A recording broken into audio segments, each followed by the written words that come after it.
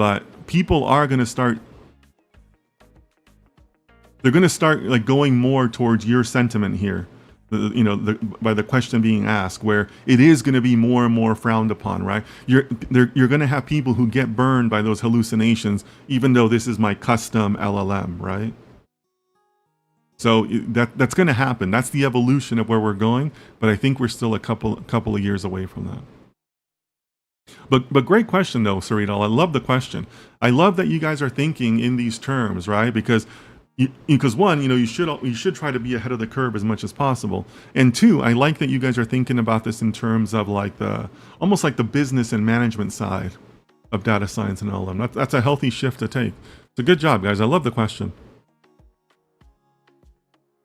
Okay, so Rex, our good friend Rex says, I'm guessing specializing in data science niche brings a lot of benefits. What benefits are there to stay as a generalist? And is that a career path you would recommend?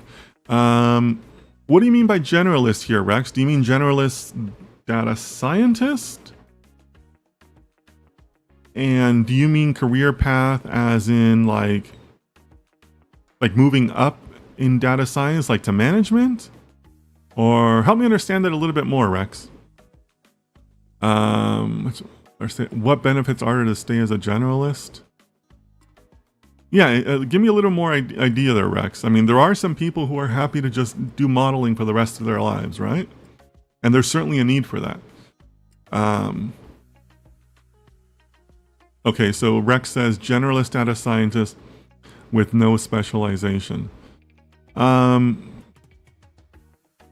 that can be good, Rex. I mean, but wouldn't you want to kind of move up in management or do something a little bit more?